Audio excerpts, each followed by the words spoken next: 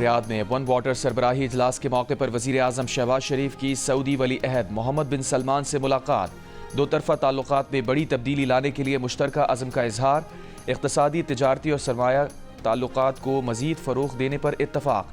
سعودی ولی عہد نے کہا کہ یہ حقیقی محبت اور باہمی احترام کا ثبوت ہے جو دونوں ممالک کے عوام کو جوڑتا ہے۔ سعودی ولی عہد اور وزیر اعظم شہباز شریف کی 6 ماہ کے دوران یہ 5ویں ملاقات ہے۔ سعودی ولی عہد نے دورہ پاکستان کی دعوت قبول کر لی۔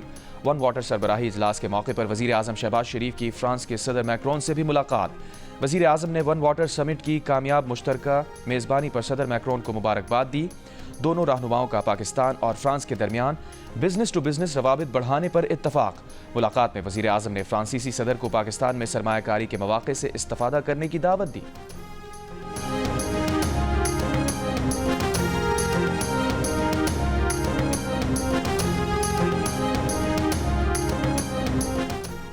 پانی کے ذخائر تیزی سے کم ہو رہے ہیں، اس بحران پر قابو پانے کے لیے عالمی سطح پر کام کرنا ہوگا۔ آبی ذخائر کو محفوظ بنانے کے لیے اہم اقدامات کرنا ہوں گے۔ وزیر اعظم شہباز شریف کا سعودی عرب کے دارالحکومت ریاض میں ون واٹر سربراہی اجلاس سے خطاب، کہا پانی ہمارے سیارے کی لائف لائن ہے، معیشت اور فوڈ سیکیورٹی کا اہم ذریعہ ہے۔ پاکستان کے لیے یہ چیلنجز نئے نہیں، ہم 2022 کے سیلاب کے بعد سے اس سے نمٹنے کی کوشش کر رہے ہیں۔ سعودی ولی عہد شہزادہ محمد بن سلمان نے کہا پانی کی کمی ایک عالمی مسئلہ بن چکا ہے اور اس کا حل عالمی سطح پر مشترکہ کوششوں سے ہی ممکن ہے۔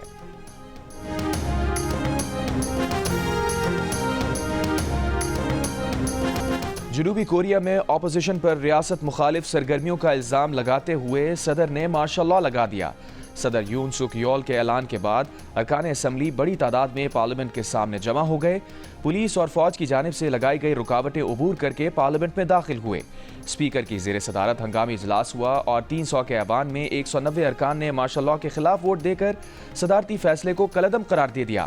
پارلیمنٹ میں داخلے کے موقع پر ارکان پارلیمان اور فوج میں تصادم، جنوبی کوریا کے مختلف شہروں میں بھی مارشل لاء کے خلاف مظاہرے۔ جنوبی کوریا کی فوج نے کہا کہ صدر کی جانب سے حکم واپس لیے جانے تک ملک میں مارشل لاء نافذ رہے گا۔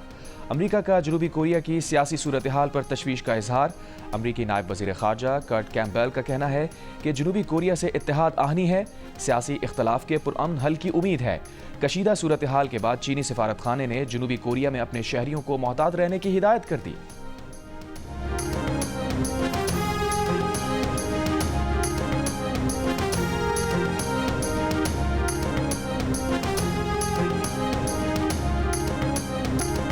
وزیر اعلیٰ پنجاب مریم نواز نے پی ٹی آئی کو دہشت گرد گروہ قرار دے دیا، کہا یہ پیار محبت والے سلوک کے مستحق نہیں، ملک سے سیاسی گند کو صاف کر دینا چاہیے، ان کو کھل کر کھیلنے کی اجازت مل جائے تو یہ ملک کو آگ لگا دیں۔ پرامن احتجاج کا حق ہونا چاہیے، یہ لیکن پرامن نہیں، نہ ہی مظاہرین ہیں۔ وزیر اعلیٰ پنجاب نے کہا 2019 کی تصاویر اور ویڈیوز اٹھا کر جھوٹ کا بازار گرم کیا گیا کہ اتنے لوگ مارے گئے، 1000 سے 250 پر آئے اور اب 12 پر آ گئے، چاہے 12 مرے ہوں یا ایک، اس کا ذمہ دار اڈیالہ جیل میں بیٹھا ہے۔ مریم نواز نے کہا کہ ذمہ داری کے بغیر اظہار رائے کی آزادی نہیں ملتی، کوئی گولی چلائے، قتل کرے اور ریاست حرکت میں نہ آئے، یہ نہیں ہو سکتا۔ کرمنل مائنڈ سیٹ ختم کرنا ہر پاکستانی کا فرض ہے، ورنہ ایسی آگ لگے گی کہ کوئی نہیں بچے گا۔ وزیر اعظم شہباز شریف کا دھرنوں میں قانون پامال کرنے اور سرکاری املاک کو نقصان پہنچانے والوں کو سزائیں دینے کا حکم، عالمی معیار کی انسداد فسادات فورس بنانے کا اعلان، کہا بیلاروس کے صدر کے دورے کے وقت وفاقی دارالحکومت پر لشکر کشی شدید شرمندگی کا باعث بنی۔ ٹاسک فورس کے اجلاس میں وزیر اعظم کو بتایا گیا کہ پی ٹی آئی احتجاج میں استعمال اسلحہ، کارتوس کے خول اور دیگر شواہد اکٹھے کیے جا چکے، موقع واردات پر موجود فسادیوں کی شناخت کا عمل تیزی سے جاری ہے، تمام فسادیوں کو عدالت میں پیش کیا جائے گا۔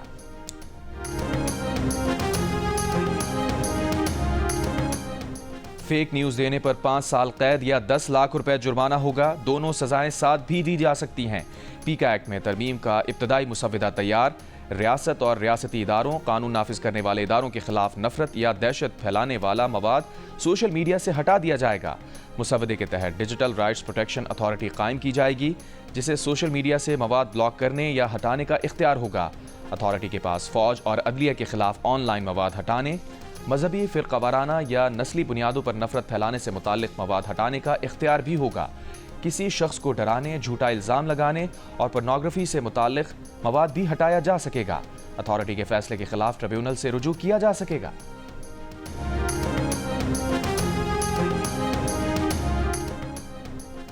नेक्टा और सूबों के दरमियान कोऑर्डिनेशन बेहतर बनाने का फैसला, नेशनल फ्यूजन सेंटर कायम कर दिया गया। वजीर दाखिला मोहसिन नकवी की ज़ेर सदारत नेशनल एक्शन प्लान की कोऑर्डिनेशन कमेटी का इजलास में फैसला किया गया कि पीटीए के ताउन से सोशल मीडिया पर दहशतगर्द ग्रुप्स के अकाउंट को ब्लॉक किया जाएगा। गैर कानूनी सिम्स की रोकथाम के लिए सूबे जामे हिकमत अमली के तहत इक़दामात करेंगे।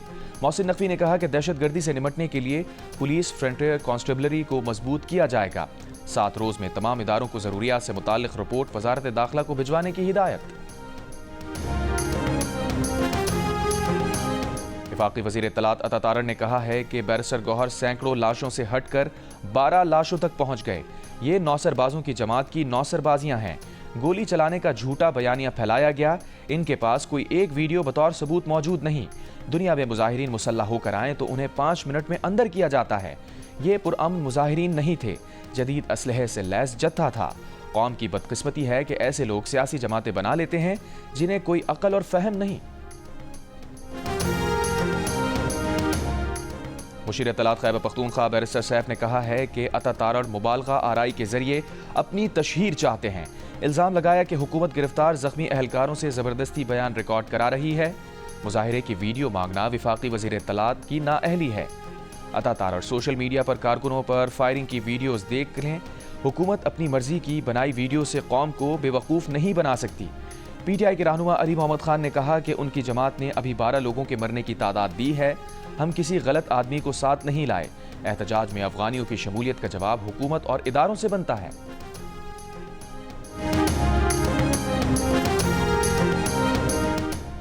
बानी पीटीआई की बहन अलीमा खान की बुशरा बीबी की तारीफ। कहा, बुशरा बीबी ने लोगों को लीड किया, बाकी क़यादत को भी कंटेनर पर होना चाहिए था। अडियाला जेल के बाहर सहाफ़ियों से गुफ्तगू में कहा, बानी पीटीआई की सेहत बिल्कुल ठीक है। बानी पीटीआई का कहना है कि वो अपना आखिरी कार्ड अभी नहीं दिखाएंगे। इस्लामाबाद में लाल मस्जिद से बड़ा सानेहा कराया गया। बानी पीटीआई ने मोहसिन नकवी और शहबाज शरीफ के खिलाफ FIR की हिदायत की। बानी पीटीआई ने कहा, जो सानेहा हुआ उसको मकामी और आलमी सतह पर उठाया जाए।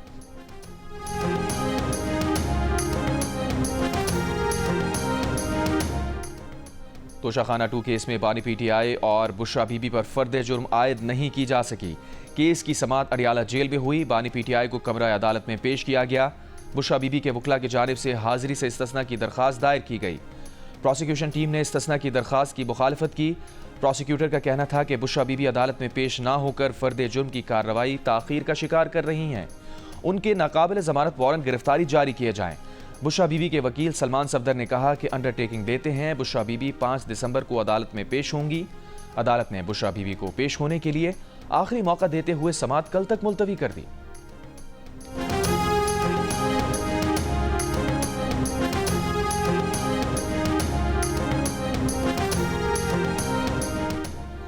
इंसदाद दहशतगर्दी अदालत रावलपिंडी में 24 नवंबर के मुकदमात की 7 घंटे से जायद तवील समाअत।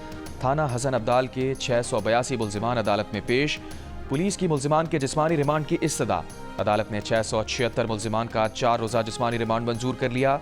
मुल्जिमान को 7 दिसंबर को दोबारा पेश करने का हुक्म।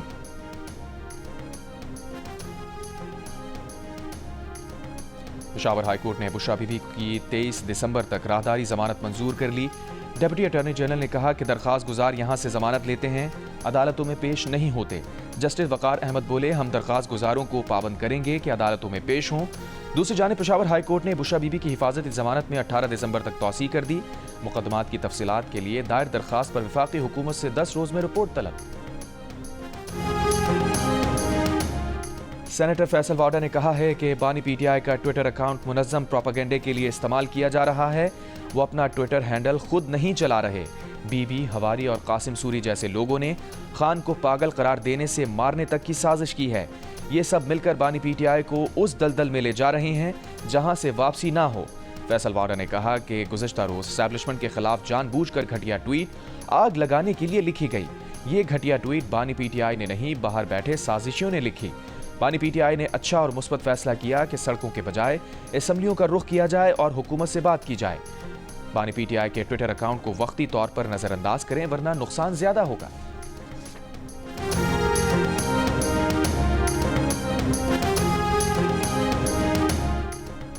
پی ٹی آئی قیادت بیرون ملک اپنے مخصوص گروپ اور سوشل میڈیا کی یرغمال بن گئی۔ ایڈیٹر انویسٹیگیشن دی نیوز انصار عباسی کی رپورٹ کے مطابق پارٹی کے سرکردہ رہنماؤں نے امریکہ میں تحریک انصاف کے ذمہ داران سے رابطہ کر کے کہا کہ فوج اور آرمی چیف کے خلاف مہم نہ چلائی جائے، یہ ملک کے مفاد میں نہیں، لیکن ان کی درخواست پر دھیان نہیں دیا گیا۔ رپورٹ کے مطابق سینئر لیڈرشپ کو غدار قرار دینے اور تضحیک کا نشانہ بنائے جانے کا ڈر ہے۔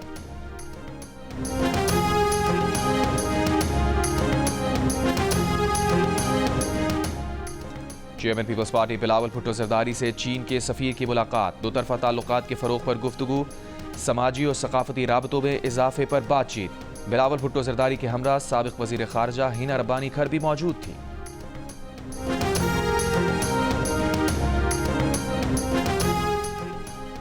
Army chief general Asim Munir کا کہنا ہے کہ مسلح افواج قوم کی پرعزم حمایت کے ساتھ تمام خطرات سے نمٹنے، علاقائی سالمیت اور خود مختاری کی حفاظت کی صلاحیت رکھتی ہے۔ آرمی چیف کا نارووال اور سیالکوٹ کا دورہ، فیلڈ ٹریننگ مشقوں کا معائنہ، تربیتی معیار، آپریشنل تیاری اور جوانوں کے بلند حوصلے کی تعریف، دن فوجیوں کے ساتھ فیلڈ میں گزارا۔ آئی ایس پی آر کے مطابق مشقوں کا مقصد ابھرتے آپریشنل چیلنجز سے نمٹنے کے لیے پیشہ ورانہ مہارتوں اور میدان جنگ کا طریقہ کار بہتر بنانا تھا۔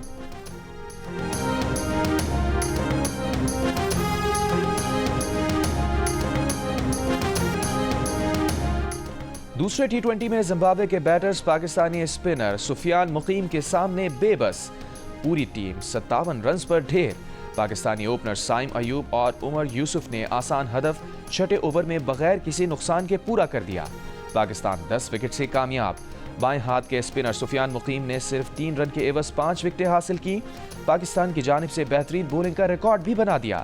عباس آفریدی کے 2 شکار، پاکستان نے 3 میچز کی سیریز میں 2-0 کی فیصلہ کن برتری حاصل کر لی۔ پاکستان اور زمبابوے کے درمیان جاری سیریز کے تمام میچز جیو سپر براہ راست نشر کر رہا ہے۔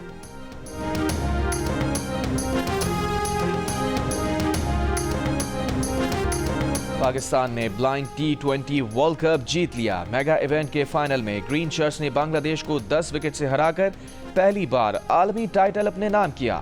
140 رنز کا ہدف نثار علی اور محمد صفدر نے 11ویں اوور میں پورا کر دیا۔ T20 ورلڈ کپ میں بھارت کی ٹیم شرکت کے لیے پاکستان نہیں آئی۔ ایونٹ میں بھارت کی مخالف ٹیمز کو واک اوور دیا گیا تھا۔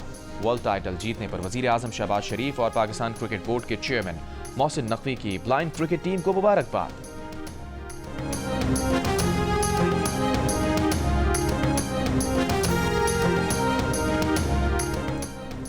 جونیئر ہاکی ایشیا کپ کا فائنل آج پاکستان اور بھارت کے درمیان عمان میں کھیلا جائے گا۔ منگل کو کھیلے گئے سیمی فائنل میں پاکستان نے جاپان کو 2 کے مقابلے میں 4 گول سے شکست دے کر فائنل کے لیے کوالیفائی کیا۔ چیمپئنز ٹرافی کے نئے فارمولے پر بھارتی میڈیا بوکھلاہٹ کا شکار۔ آئی سی سی میٹنگ کے بعد پاکستان نے چیمپئنز ٹرافی سمیت اگلے 3 سال تک پاک بھارت میچز نیوٹرل وینیوز پر کرانے کی شرط عائد کر دی۔ بھارتی میڈیا کے مطابق بی سی سی آئی اس تجویز کو نہیں مانے گا۔ بھارتی میڈیا کا کہنا ہے کہ بھارت میں سیکیورٹی مسائل نہیں۔ پاکستان کا ہائیبرڈ ماڈل نہ ماننے کی صورت میں آئی سی سی چیمپئنز ٹرافی کو پاکستان سے منتقل کر دے گا۔ بھارتی میڈیا کا دعویٰ۔ ذرائع کے مطابق آئی سی سی یا بھارتی بورڈ کی جانب سے پاکستان کی تجویز پر کوئی رابطہ نہیں ہوا۔ Chairman P C B Mohsin Naqvi پہلے ہی کہہ چکے ہیں کہ ایسا نہیں ہو سکتا کہ انڈیا یہاں نہیں آئے اور ہم وہاں جا کر کھیلیں، جو ہوگا برابری کی بنیاد پر ہوگا۔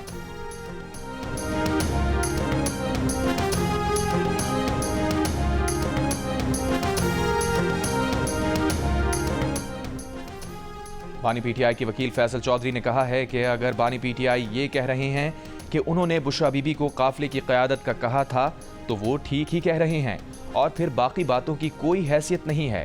قاسم سوری سمیت باہر بیٹھے لوگ ٹویٹس کرنے سے پہلے علیمہ بی بی یا لیگل ٹیم سے بات کر لیا کریں۔ پروگرام آج شاہزیب خانزادہ کے ساتھ میں بات کرتے ہوئے فیصل چودھری نے کہا، اسلام آباد میں ہلاکتوں سے متعلق بیرسٹر گوہر نے ان لوگوں کی بات کی جن کے کوائف موجود ہیں، جبکہ علیمہ خان نے لاپتہ افراد کی بات کی جن کے کوائف جمع کیے جا رہے ہیں۔ یہ دونوں باتیں مختلف نہیں، ایک ہی بات کے 2 حصے ہیں۔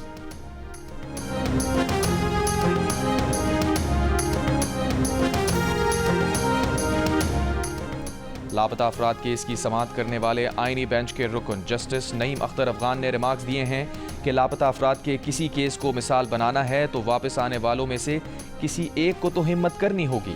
واپس آنے والے ہمت پیدا کریں، وہ کیوں کسی عدالتی فورم پر بیان کے لیے پیش نہیں ہوئے؟ جسٹس جمال خان بندوخیل نے کہا کہ لاپتہ افراد واپس آ کر کہتے ہیں کہ شمالی علاقہ جات گئے تھے، اس مسئلے کا حل پارلیمنٹ کو نکالنا ہے۔ جسٹس مسرت ہلالی نے کہا کہ آپ اپنے آپ کو مضبوط کر لیں تو کون اٹھائے گا؟ کیس کی مزید سماعت آئندہ ہفتے تک ملتوی۔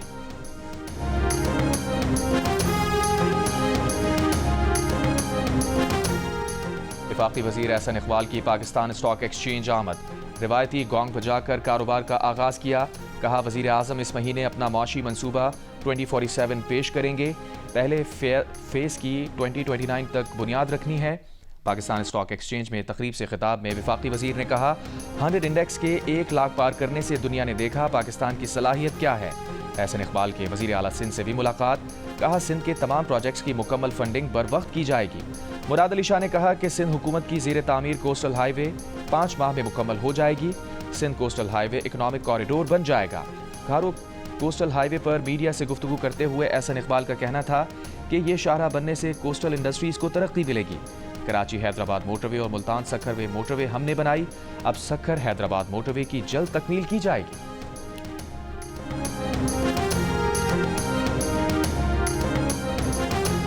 اپوزیشن لیڈر عمر ایوب نے جوڈیشل کمیشن کی رکنیت سے استعفیٰ دے دیا۔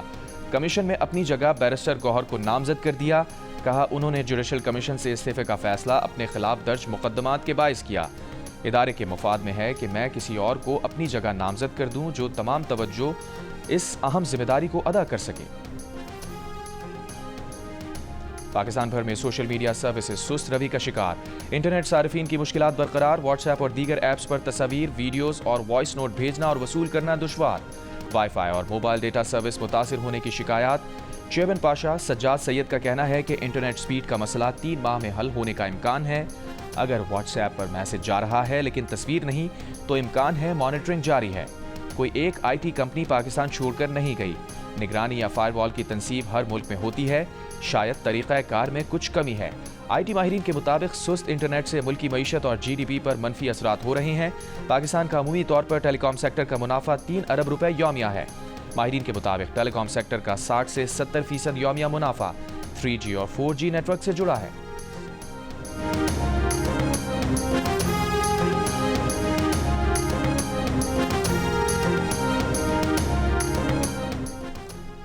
حج درخواستوں کی وصولی میں 10 دسمبر تک توسیع کر دی گئی۔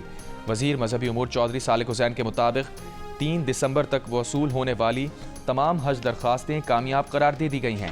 اسپانسرشپ اسکیم میں موصول ہونے والی تمام حج درخواستیں بھی کامیاب۔ کوٹے سے زائد درخواستیں موصول ہونے کی صورت میں قراندازی کی جائے گی۔ اسپانسرشپ اسکیم میں موصول درخواستوں کو بلا قراندازی کامیاب قرار دیا جائے گا۔ پولیس بہاولپور کے ایک گھر سے 5 افراد کی گولیاں لگی لاشیں ملنے کا کیس اب تک حل نہ کر سکی۔ پولیس کے مطابق مرنے والوں میں گھر کا سربراہ، اہلیہ اور 3 بیٹے شامل ہیں۔ لاشوں کے قریب سے پستول اور ایک بچی بے ہوشی کی حالت میں ملی ہے۔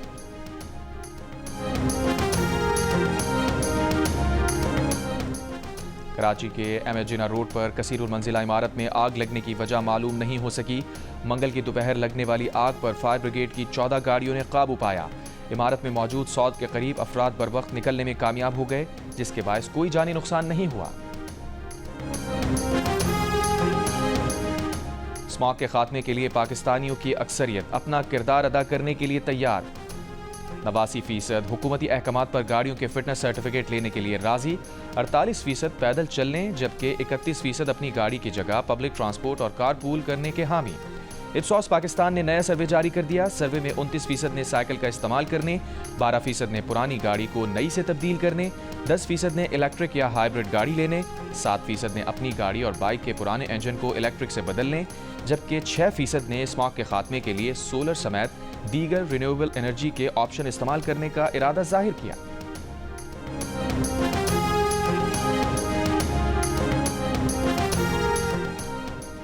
پنجاب کابینہ کا پی ٹی آئی کے پرتشدد احتجاجی مظاہرے میں شہید اور زخمی پولیس اہلکاروں کے لیے خصوصی پیکج۔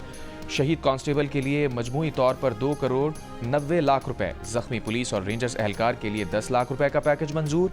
کابینہ اجلاس میں بارڈر ملٹری پولیس اور بلوچ لیوی میں خالی اسامیوں پر بھرتی کی منظوری، پتنگ بازی کو ناقابل ضمانت قرار دینے کے لیے قوانین میں ترمیم کی منظوری۔ ضلع کرم میں سیز فائر کا تیسرا روز، پارا چنار پشاور مرکزی شاہراہ نہ کھولی جا سکی، تعلیمی اداروں میں تدریسی سرگرمیاں جاری، بازار اور دکانیں کھلی ہیں، ایندھن ادویات اشیاء فروشوں کی قلت۔ ڈپٹی کمشنر جاوید اللہ محسود کا کہنا ہے کہ آمد و رفت کے راستے کھولنے کے لیے فریقین سے مذاکرات کیے جا رہے ہیں، ڈیزل ادویات اشیاء فروش کی ترسیل کے لیے ہنگامی اقدامات کیے جا رہے ہیں۔ حالیہ جھڑپوں میں زخمی مزید 2 افراد دم توڑ گئے، جاں بحق افراد کی تعداد 133 ہو گئی۔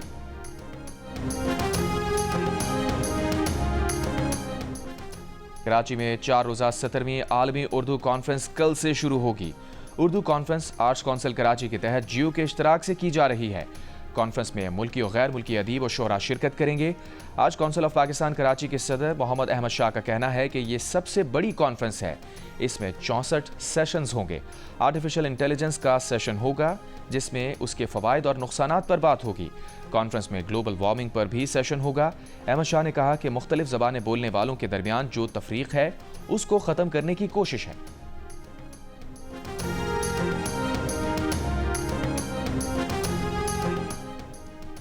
ایرانی شہر مشہد میں ای سی اوز وزراء کانفرنس کا 28واں اجلاس، نائب وزیر اعظم اسحاق ڈار نے ای سی او کلین انرجی سینٹر کے چارٹر پر دستخط کیے۔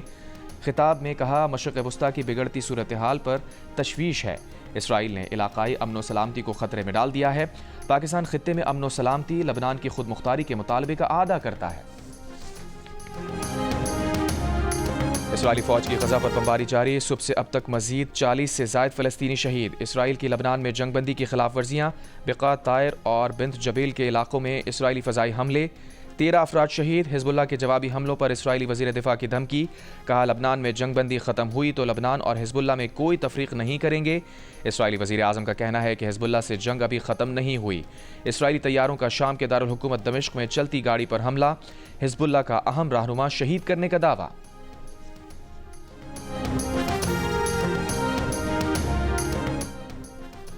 فلسطینی صحافی کی خدمات کو رپورٹرز وداؤٹ بارڈرز کا خراج تحسین، وائل الدہدو کو آج واشنگٹن میں پریس فریڈم ایوارڈ سے نوازا جائے گا۔ سینئر صحافی حامد میر بھی عرب ٹی وی سے تعلق رکھنے والے صحافی کو ایوارڈ کے لیے نامزد کرنے والی جوری کا حصہ۔ عرب ٹی وی صحافی کے غزہ ڈیسک کے ہیڈ ہیں، جنہوں نے غزہ میں اسرائیلی جارحیت کے دوران اپنی اہلیہ اور 2 بچوں کی شہادت کے باوجود صحافتی ذمہ داریاں نبھائیں۔ اور پاکستانی گلوکارہ حدیقہ کیانی دنیا کی 100 متاثر کن اور با اثر خواتین کی فہرست میں شامل۔